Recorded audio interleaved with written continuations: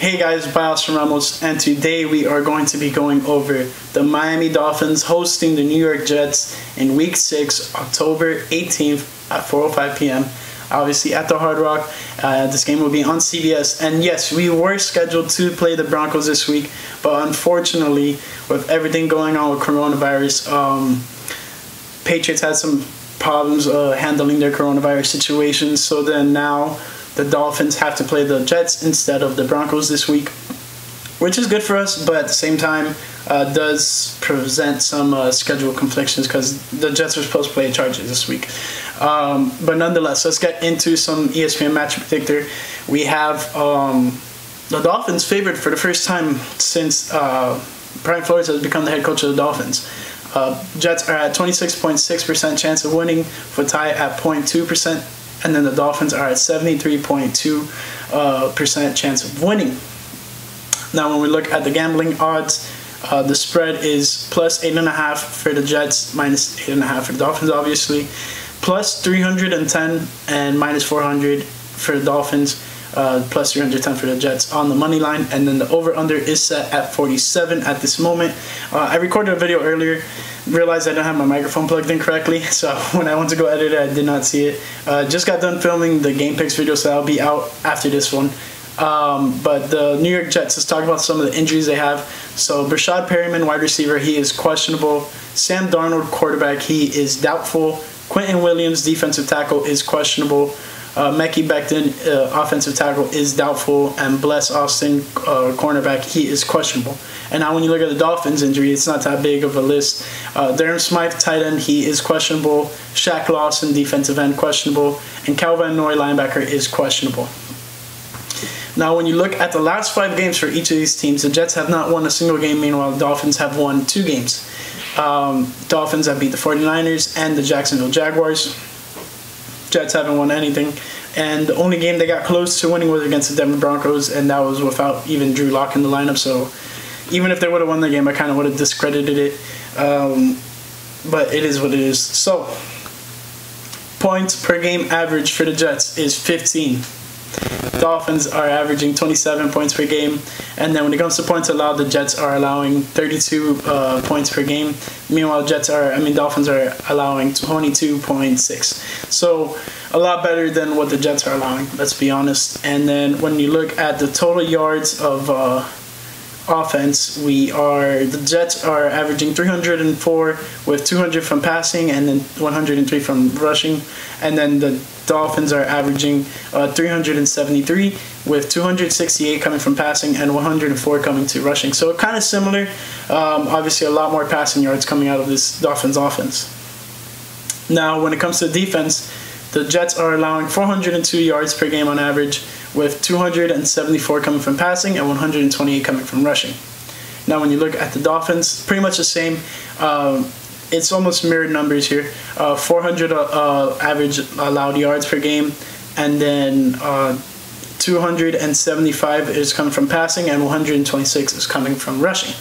So almost similar statistics, at least defensively, but I think the defense from the Dolphins is obviously getting a lot better than what the Jets are doing on defense.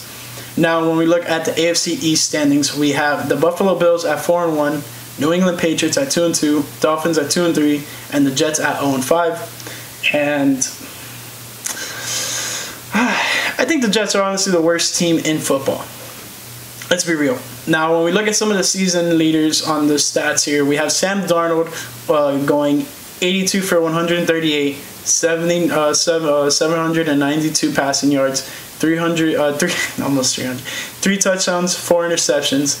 Meanwhile, Ryan Fitzpatrick is at 120 for 170 and 1344 yards, and then 7 TDs, 5 interceptions.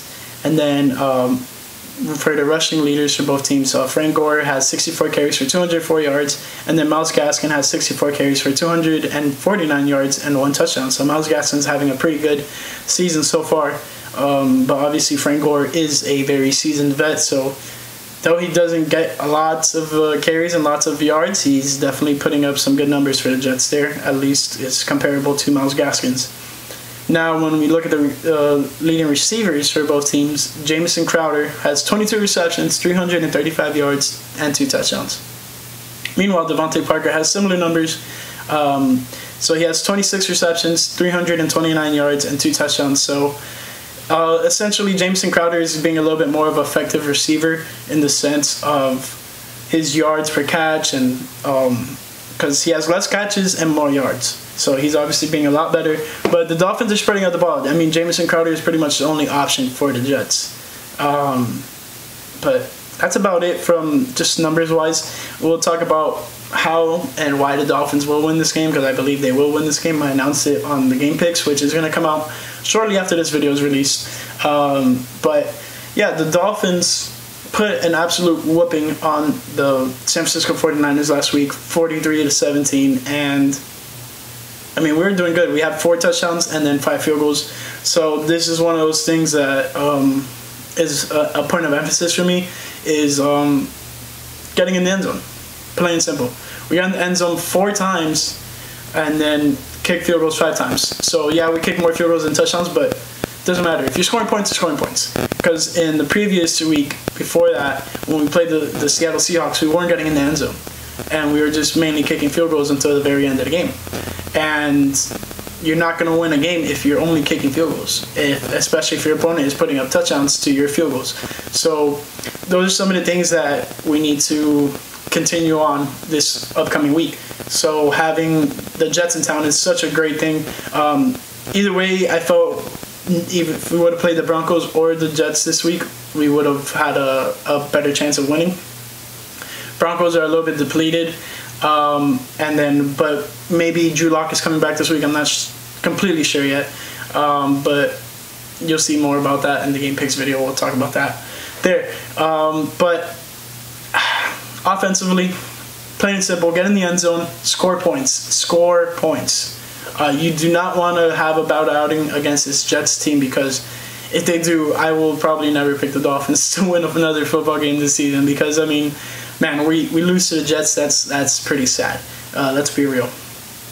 But, yeah, we got to get in the end zone, finish our drives, and as long as we pretty much finish our drives, almost every drive with some points, that's going to be great. Continue on that trend and continue having offensive success, because trust me, those things carry over, because you're confident in your team, and that's probably it on offense. I mean, we just got to make sure we don't turn over the ball.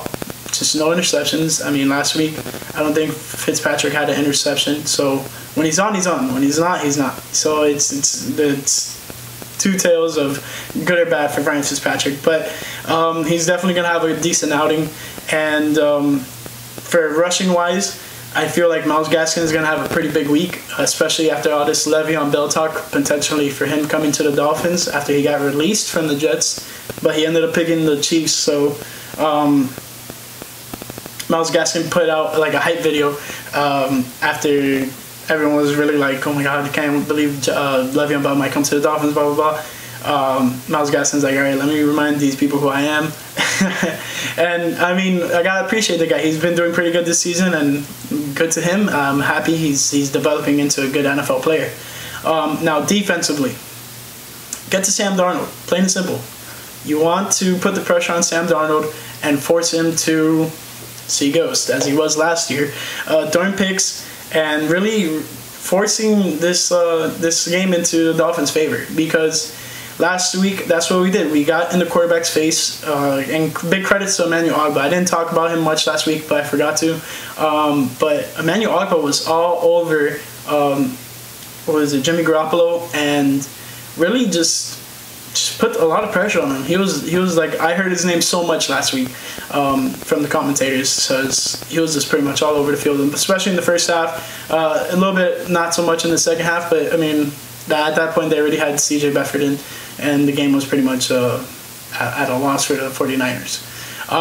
But nonetheless, get to the quarterback, force turnovers, and make Sam Darnold see some ghosts and stuff like that. But I mean, I'm expecting Dolphins to have a good outing this week, and if they don't, I'm going to have to eat my own words, because I'm fully expecting a win here for the Dolphins. And I hate kind of saying that because I don't want to jinx them, but they have to get a win against this Jets. If the Dolphins get a win this week against the Jets, then I'm not saying this is showing like, all right, the Dolphins are a good team, but like this showing like, all right, they're competent enough to compete very high no matter who the opponent is. They cannot let it get in their head, okay, the Jets are 0-5, we're getting an easy win. No.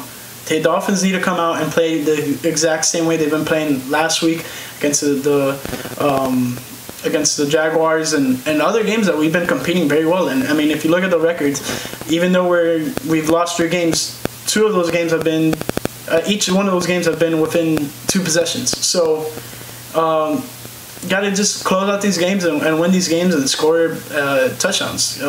Get in the end zone, because if we're not getting in the end zone, then it's not going to be looking good. But besides that, that's about it. I don't want to keep on dragging you guys on. So that's about it for today. Hope you guys enjoyed the video. If you did, leave a nice thumbs up. Don't forget to subscribe and click the post notifications if you haven't done it yet. And follow me on Twitter and Instagram at @ByAustinRamos. And lastly, fins up.